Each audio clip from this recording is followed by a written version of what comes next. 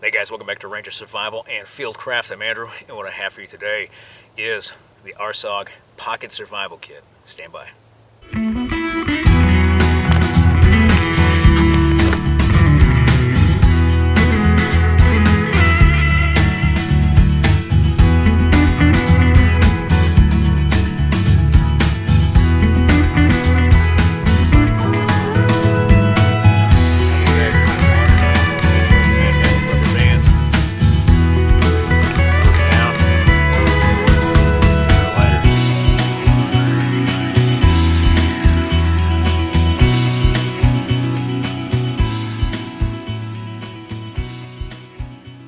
Have a knife, way to start fire, and a snack in your pocket. Alright guys, welcome back. It is a nice warm sunny day, and this is going to be a shorter video just because I'm filming this during the week, because this weekend I'm going to be going to a survival school to get some on-the-job training as a potential instructor.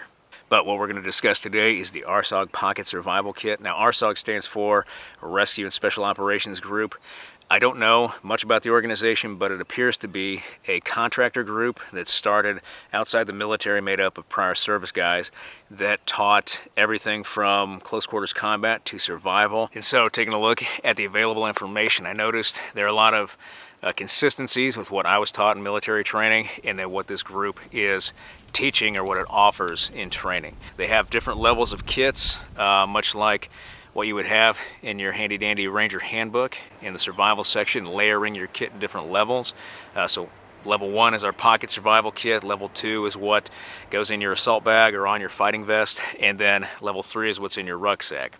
Now what I like about their philosophy right off the bat is that there's not much you can't do with a small utility bush pot, a good hank of paracord or 550 cord, and then a good survival knife out in the field. So if you have these three things, the hardest to recreate off the landscape, there's not much you can't do because you have the knowledge and skills necessary to make fire by friction, to provide for your basic needs like gathering food or identifying plants that could be useful, and then making shelter as well as anything else you need out in the field to survive for that specific situation. Now besides having that bush pot, paracord, and then a good survival knife, they recommend carrying a lot of knives or cutting tools with you. One utility knife or folder. This one we can use one-handed, closing and opening, and then use it for everything from self-defense to processing different materials or opening packages, whatever we need to. But a simple utility knife to be our main blade for everyday tasks. And then a multi-tool that we can use to process different materials, cut as well. We have a secondary blade and then a serrated blade, but then we also have a saw, a file, and a reamer on this as well to do other tasks at camp. And then finally, just a good survival knife like this Mora Companion HD that we've turned into a basic survival kit by adding just a little bit of tape, paracord, and then inner tube tires or Ranger bands to keep that 550 from falling off. So to field prep our Mora, got 100-mile-an-hour tape right here. You can find everywhere, especially in military survival training. You can order it online. Great tape to use. We can take just a simple foot section or as much as we need to. I prefer just a foot because what we're going to do is wrap it around this sheath. We wrap it around as best as possible. So now we've got that wrapped around our sheath. The next thing we do is add paracord. What we're going to do is make a bite and place this on top of our sheath. So we just take our cordage and place it on top of our sheath. I'll usually stay right below this swell right here where the knife fits in. Then all we have to do is take this, holding it with our thumb, begin wrapping, and this is called a whip. And we just whip it good around our knife sheath and around that tape as down far as we can, and we can square this up no problem. Alright, that's enough. We pull the excess through the loop we have at the bottom where we created that bite, and then all we have to do now is grab the string at the top right here and simply pull. It'll tighten this down for us, and then it'll secure that cordage underneath that paracord, and then we can adjust it as necessary, like that anyway. And we can take our utility knife, cut off that end, cut off this end if we want, These are just pieces of bike inner tube that we can pick up at our local store. And then we can take these, stretch them out a little bit. We can place one over the bottom of our knife with that paracord to help keep it in place. We'll take this one over top.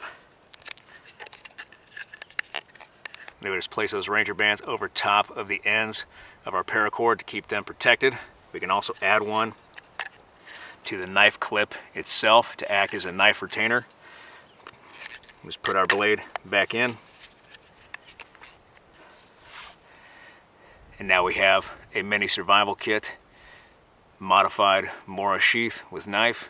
We can use the paracord to make a bow drill and then use the rubber bands as flame extenders for our fire starting, but we have a mini survival kit right here. Now, as far as tools, having multiple cutting items is always great. The more the better. Utility knife, multi-tool, survival knife, and then whatever large tool we need to process material from the landscape, depending on what situation we're in, like a machete because spring is coming and all the green is coming back in this area, or an axe during wintertime. Now, let's dive inside the actual pocket kit, now that we got tools and a little bit of field craft out of the way. All right, so they recommend having something like this container or a hard case like this Pelican case to put all of your items in to keep them contained in one solid kit.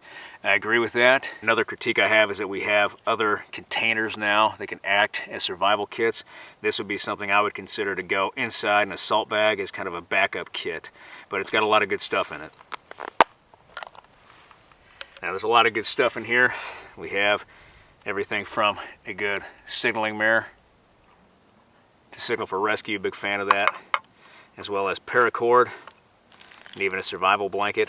But two of the big things they recommend to have as part of your kit are two large hooks, and these kind of look odd, and that's because I put them over the fire already and turned them into a specialized tool. We can put these back in the fire and reshape them into large hooks, but we have another purpose for these for going after game. Now, with our large hooks, what we can do is take these hooks and put them in a fire, heat them up, and reshape them with our multi-tool to suit a different purpose. We can obviously use these to go after large fish depending on where we're at, but another use for this is to turn it into a gaff pole. All we have to do is cut down a sapling or a pole, and we can take our hook, set it right on top, and we can just grab zip ties, which is something I would add in the kit as opposed to cordage, and simply put the zip tie on, find the appropriate area, and then we just lash the hook to the pole. We can use a couple more.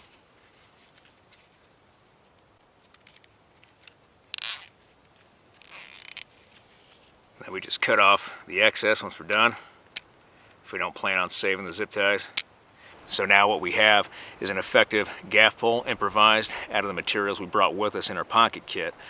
We just have that hook and then our zip ties. We could use cordage if necessary, but all we have to do is put this in the water where we're hunting effectively, and then once that game comes by, fish, turtle, frog, whatever it is, all we have to do is yank up, gaff that animal with our hook, and then we've caught it, we bring it back to camp after we dispatch it, and we've got food. All we have to do now is clean that animal, put it over fire, cook it, and we've got food for survival. So, improvised gaff pole. Now, to go along with our two big hooks, we have a spool of fishing line, recommended 40 feet or so of at least 10-pound test. We've got a variety of hooks and sinkers. They recommend having at least 24 hooks and sinkers or split shot to go with those hooks in line for effective fish catching out there, especially for making a improvised trot line with, say, paracord and your fishing line and a canteen. But we'll do that another time, but this is their recommended fishing kit. Another recommendation is snare wire, and they recommend having a spool of wire from a flare or ground security flare. So that trip wire that's in that kit, this is actual trip wire, and it's about 24 gauge, similar to picture hanging wire that's out there. You can buy commercially, but you can take this and then use this to construct snares around the landscape to go after ground animals. So not only fish, but then go after ground animals using snares. All you need is a simple engine, a trigger, and then the snare itself along a game trail. Now for fire, This kit recommends having a few lighters to start fire with. It's just a small Bic lighter right here. And people give lighters a bad rap because they do get cold and stop working just because the fuel won't ignite because of the cold, and also because if you get them wet, they tend not to work. But there's an easy way to fix a lighter, even if it's part of our Rsog Pocket Survival Kit, to make it work even after it's been soaked or submerged in water for a period of time. Right, so our lighter has been submerged. It's not working. Right, all we have to do is actually just blow dry this, really. Take it, cup it in our hands, blow the water out.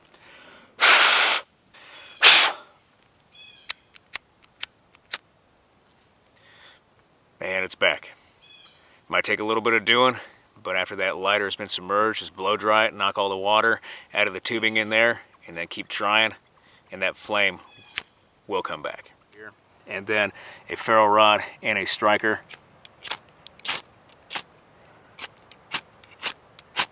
To light fine material.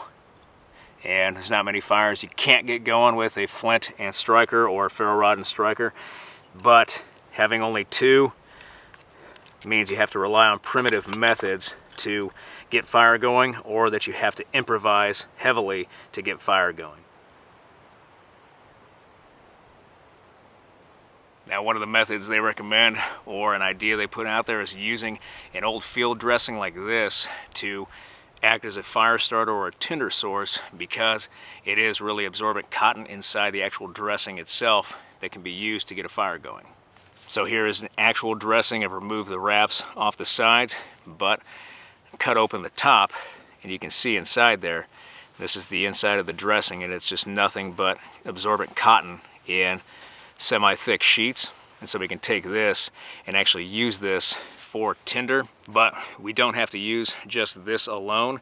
We can pull out just a little bit and then keep this field dressing if we need to use it for an emergency to treat ourselves or a casualty.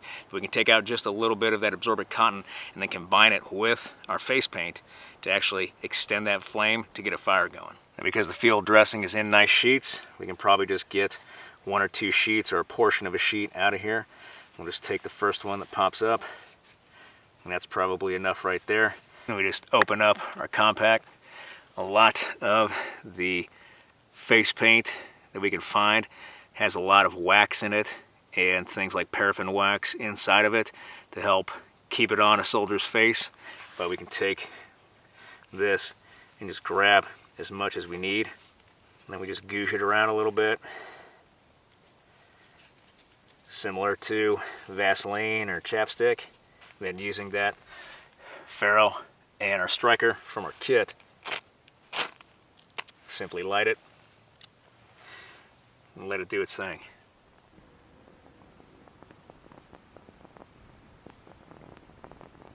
Now, besides using face paint, something soldiers may have on them, depending on where they're at, is a little bit of bug spray.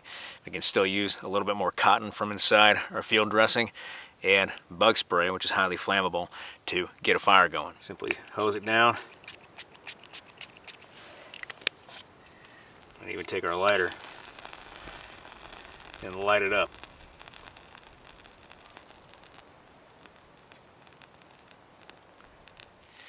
Now, another thing we have in this kit that they recommend is some sort of sharpening stone. And having a small one, even like this diamond rod, can help maintain tools in the field. This has a blue side for coarse and then a red side for fine. I find this is all I need in the field to really keep blades sharp and maintain that edge. So we have our survival knife right here. All we have to do is coarse side first. We just do 8 strokes on one side, 8. All right, come back facing us now, just be careful, 1, 8. And then with the same side, the coarse side, we just alternate now, 1, 1, 2, 2. Now we flip over to our fine side and we do the same thing. So 8 one way, 1, 2. Now the opposite way, 1, 2. That 8 alternating, 1, 2. Once we're done with that, we probably have a pretty good sharp knife. We can test it.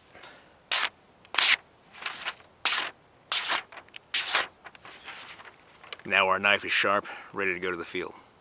And now as the last items as part of our kit that they recommend is having water treatment tablets, a lot of them, and then some sort of collapsible container. And this is just a Whirl-Pad bag. They recommend having an oven bag and or a condom, non-lubricated.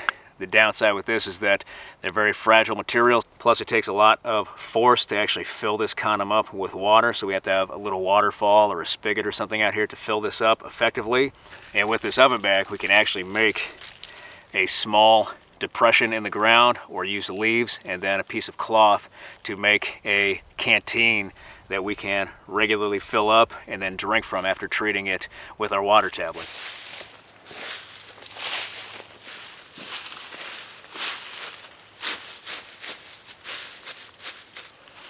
Take out our bandana or a piece of cloth, maybe a cravat, and use this as protection over our leaf pile. Got our oven bag full of water. Highly recommend having rubber bands for this method before you make this super tight. What would also help is a length of tubing. So if you have surgical tubing as part of your medical kit, or you just have tubing, or maybe a camelback hose, you can take this hose and put it down inside the bag through the top, down in the bottom, so you can get to your water.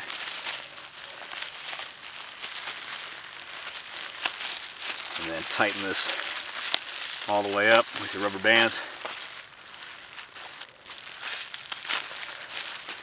And now you have your improvised canteen or water bladder here with your drinking hose. This is probably the best method for using an oven bag or a collapsible bag like this for water out in the wild or in a survival scenario.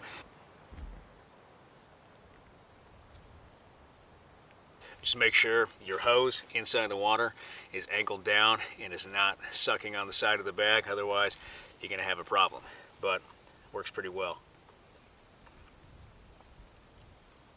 Now, some other recommendations they have as part of the kit is having hanks of paracord in your pockets. You can have a few hanks. They recommend 4. You can have as much as you want, but you can never have too much paracord in a survival situation, right?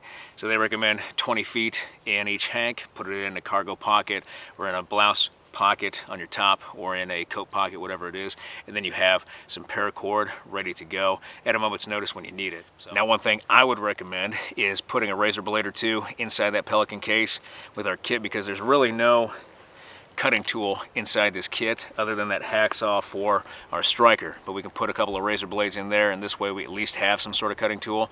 If we dump everything else and all we hang on to is that kit, we can use this to process game, process materials, or get some cotton out of our field dressing for tinder, whatever it is. We can use this a little bit easier than just using our hands or some rocks out here. So it saves us time, but it adds another cutting tool to our kit.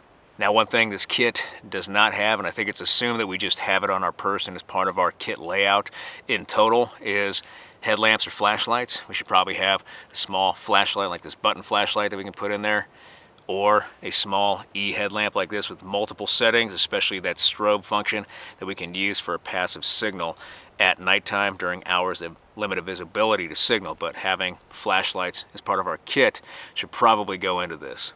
Speaking of signals, with our flashlights we have a whistle, which I think should go in there as an auditory signal, just an emergency signal. It's probably assumed this is part of our kit for communications plan or our PACE plan. We can use our radios, hand and arm signals, voice, we can use pyrotechnics, flares, but then we want to have a whistle as an emergency signal to signal over distance using auditory signals for survival. A compass. There was no compass in the kit, so if we're going to self-rescue or we need to determine basic directions, we have the ability to using improvised method like our watch, or we can use the shadow tip method to simply find the sun or look at the plants or trees in the area to determine basic directions. But having a small compass like this one can fit right inside the kit. We should probably have that, but it's assumed again that we probably have our lensatic compass as part of our kit for a military loadout, but another small compass can't hurt and can fit inside that box with the rest of our equipment.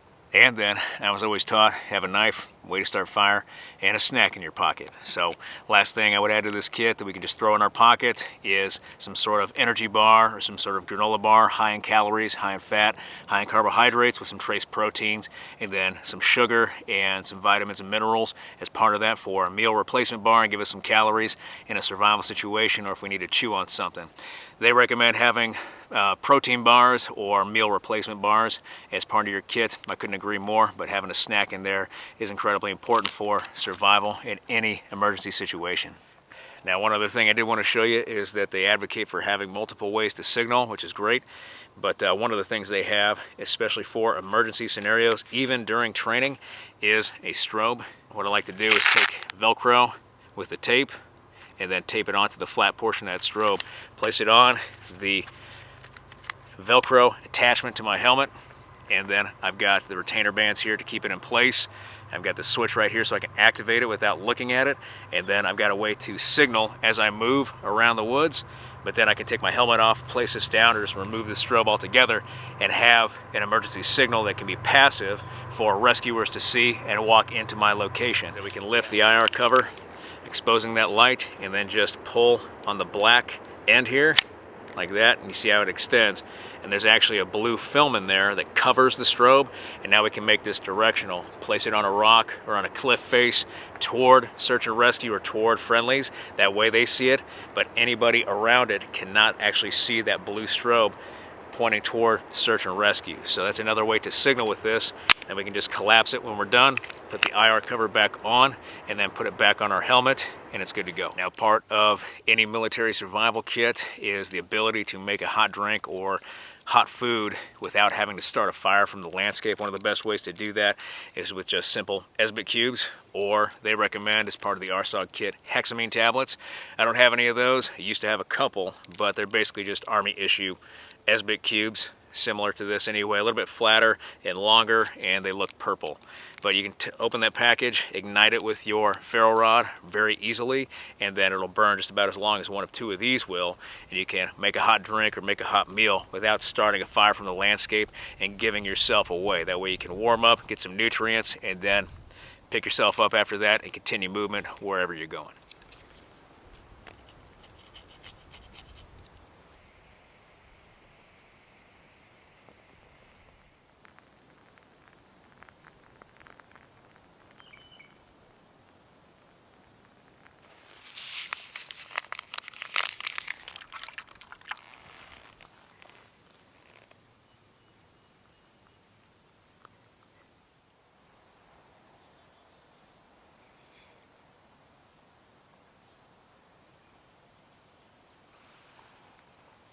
Alright guys, that does it for this video, the Rsog Pocket Survival Kit.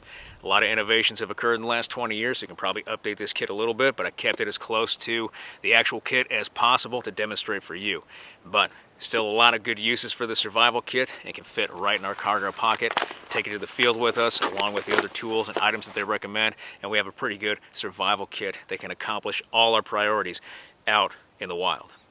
But I hope you guys liked this video. If you did like this video, hit that like button, hit that subscribe button, leave me a comment in the comment section.